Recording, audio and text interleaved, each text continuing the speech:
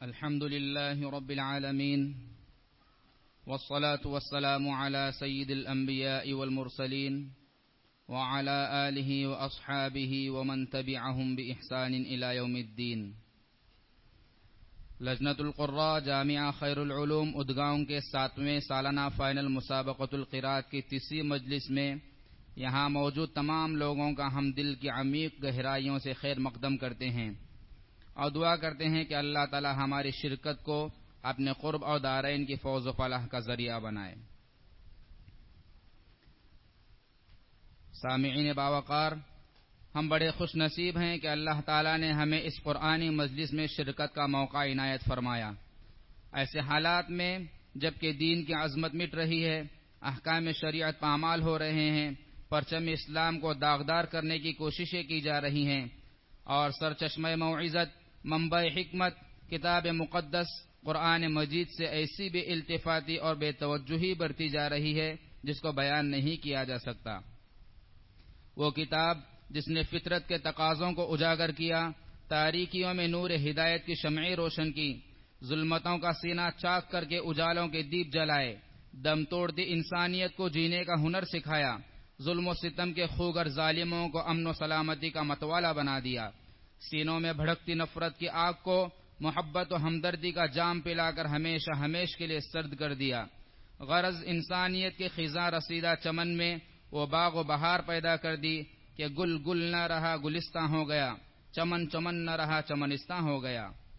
لیکن قوم مسلم کی بے التفاتی کہیے یا بدقسمتی، اس نے اس خزینہ معرفت، چشمہ حکمت، منبع رحمت اور کتاب مقدس کی قدر و قیمت نہ جانی، جس کے نتیجے میں شکست و ذلت اس کے گلے کا ہار بن گئی، زبوں حالی اس کا مقدر بن گئی۔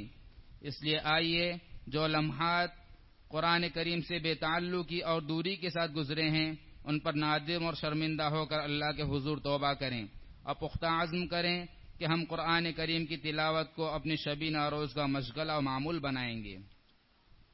تو آئیے قرآن کریم کی آیتوں میں اپنے دلوں کی دھڑکن، اپنی روحوں کا ساز اور ضمیروں کی آواز سنیں، مجلس میں نور و نکھت اور سکون و طمانینت کی بہاریں لائیں۔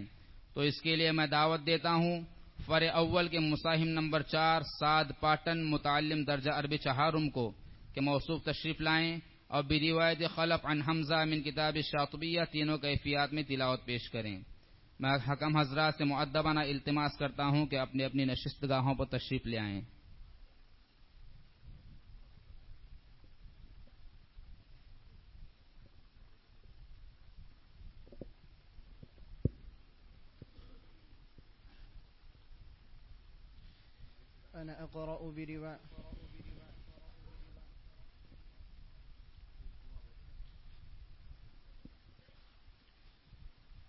أنا أقرأ برواية خلف عن سليم عن الإمام حمزة زياد الكوفي من طريق إدريس بن عبد الكريم الحداد من كتاب الشاطبية۔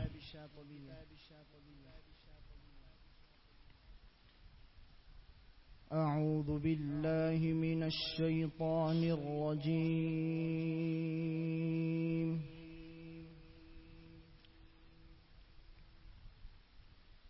بسم الله الرحمن الرحيم۔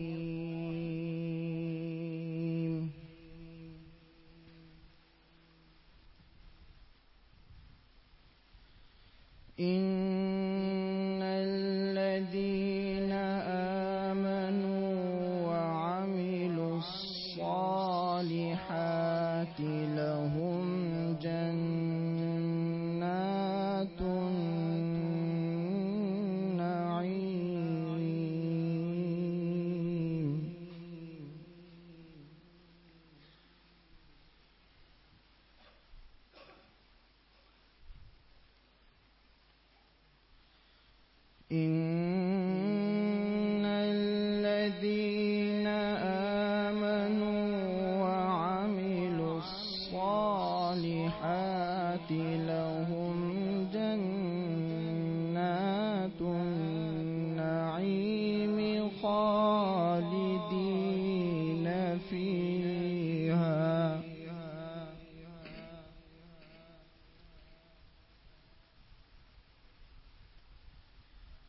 وعد الله حقا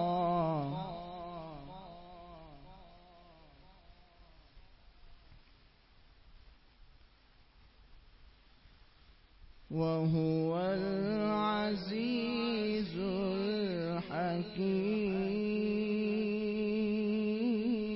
الحكيم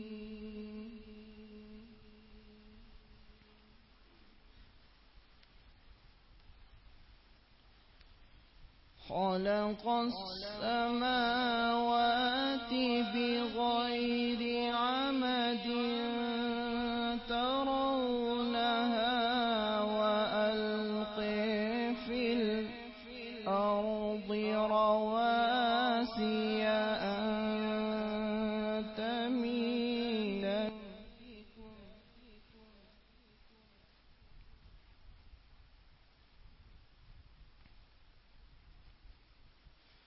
وألقى في الأرض رواسي أن تميد بكم وبث فيها من كل دابة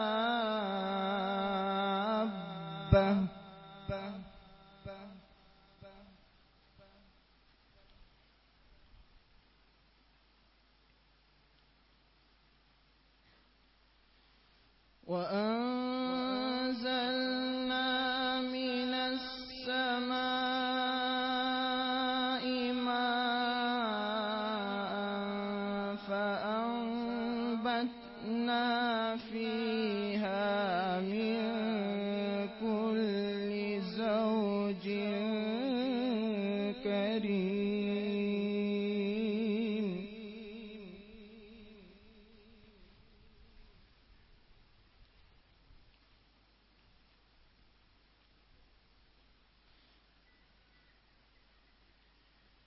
هذا خلق الله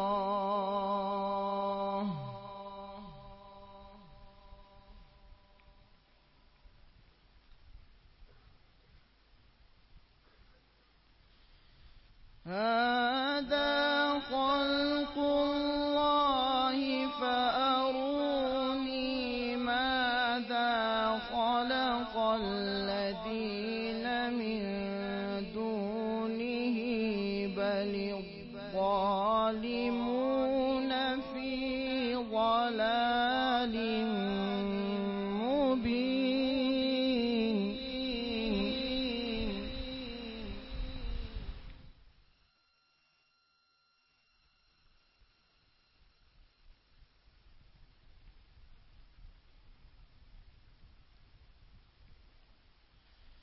ولقد آتينا لقمان الحكمة أن اشكر لله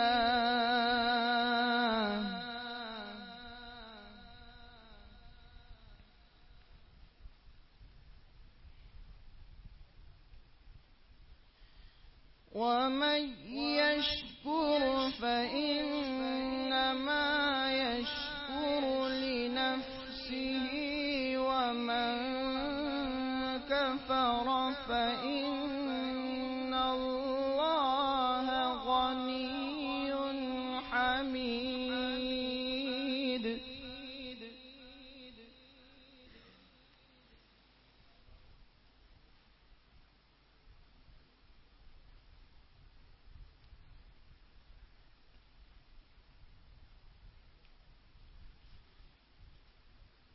ولقد آتينا لقمان الحكمة أن اشكر لله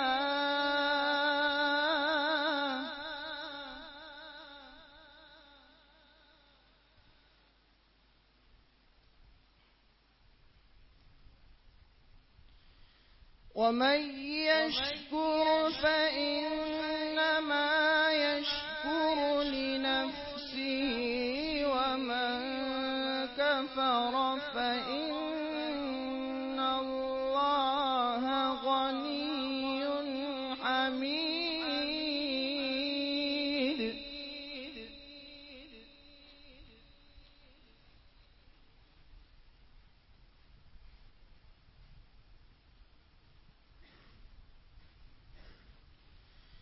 ولقد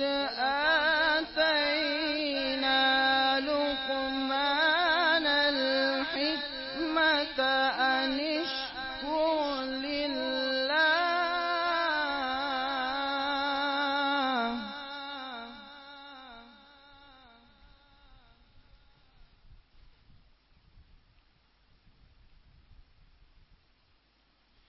ومن يشكر فإنما يشكر لنفسه ومن كفر فإن الله غني حميد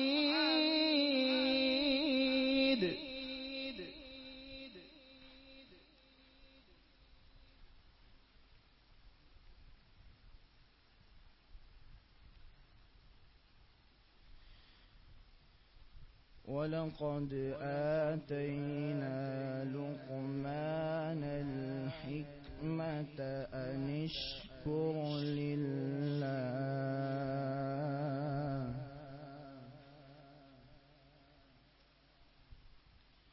ومن يشكر فإنما يشكر لنفسه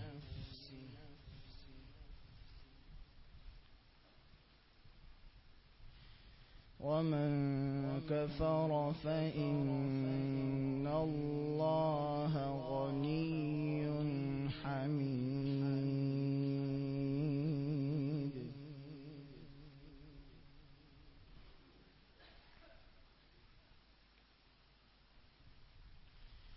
وإذ قال لقمان لابنه وهو يعظه يا بني لا تشرك بالله إن الشرك لظلم عظيم.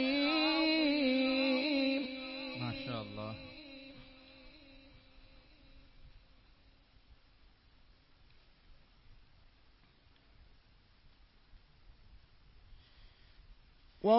ووصينا الإنسان بوالديه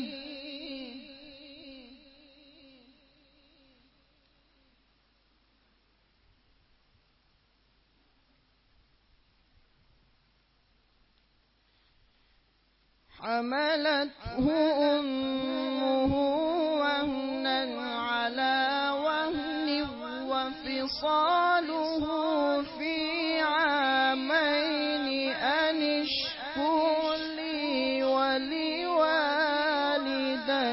ولوالديك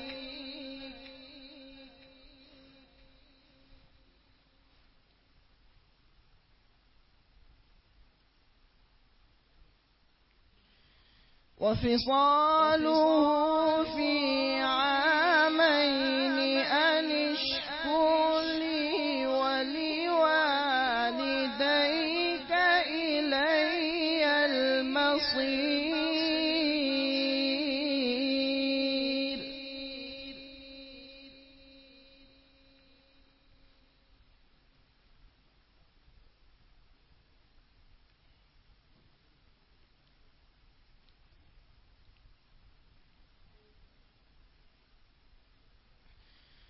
وإن جاهداك على أن تشرك بي ما ليس لك به علم فلا تطعهما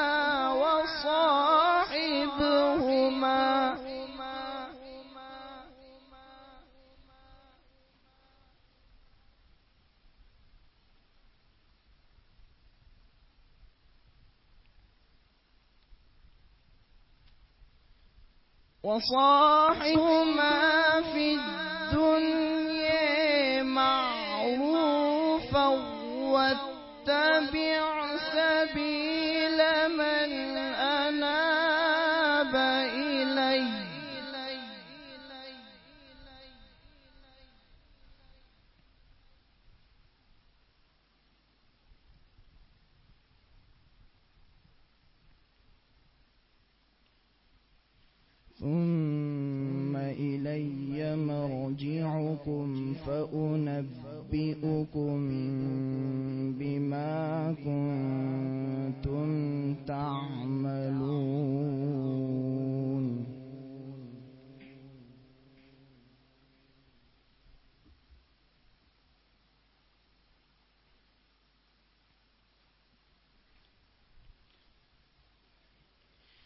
يا بني إنها إن تك مثقال حبة من خردل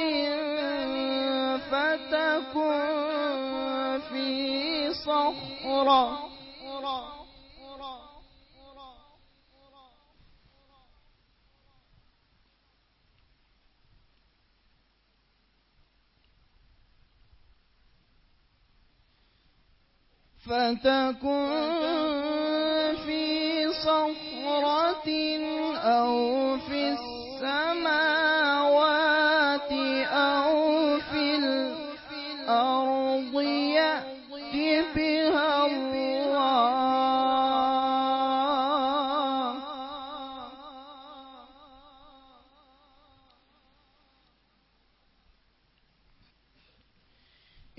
إن الله لطيف خبير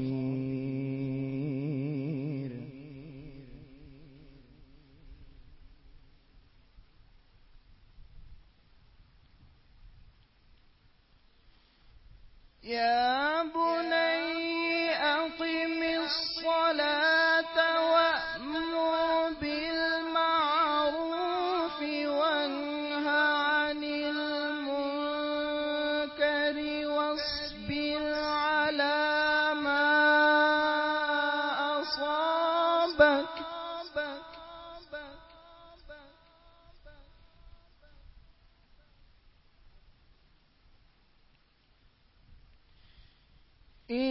إن ذلك من عزم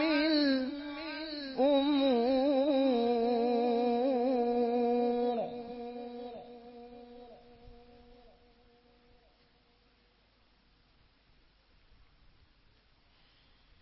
ولا تصاعر خدك للناس ولا تمش في الأرض مرحا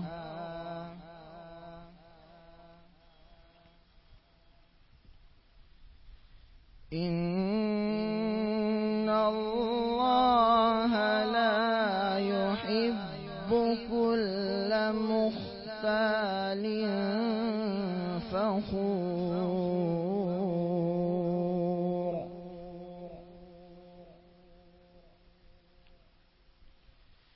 واقصد في مشيك واغضض من صوتك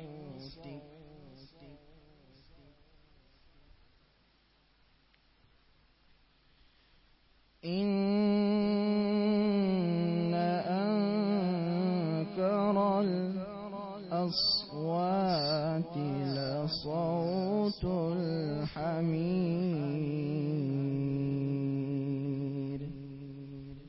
صدق الله العظيم.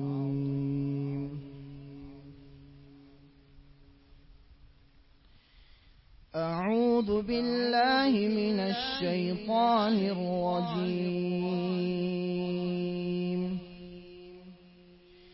بسم الله الرحمن الرحيم.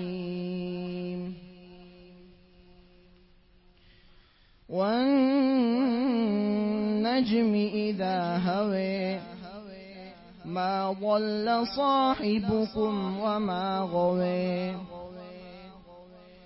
وما ينطق عن الهوى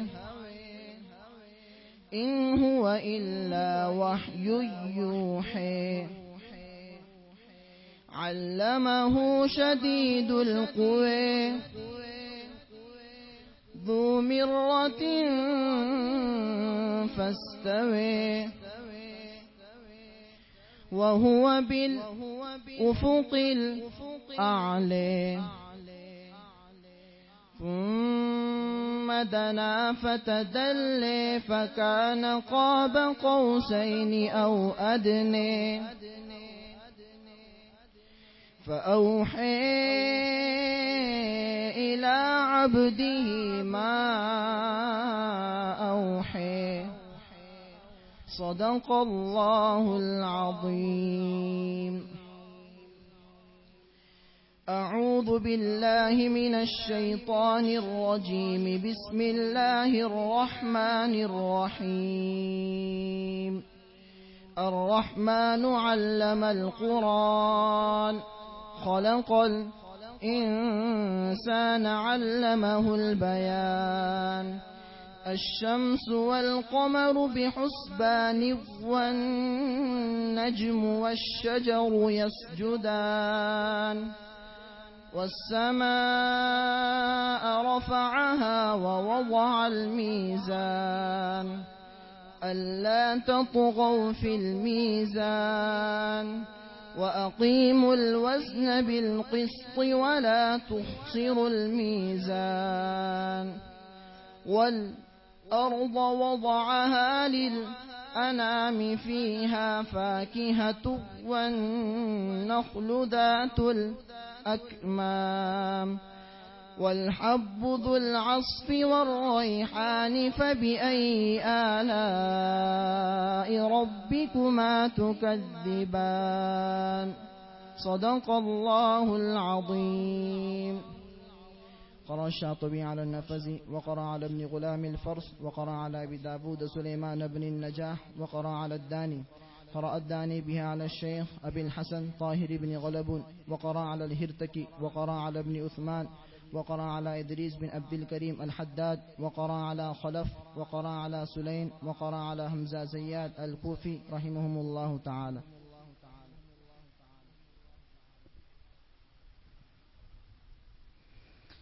माशाअल्लाह, यह थे मौसूफ 7 पाठन। हर साल की तरह इमसाल भी ये मौका हाथ से जाने न दिया। जोहदे मुसलसल और सही पैहम करके अपने आप को मुसाबक़े का मुस्तहिक बनाया। अल्लाह ताला मौसूफ के पढ़ने को कबूल फरमाए और मज़ीद तरक्कियात से नवाजे।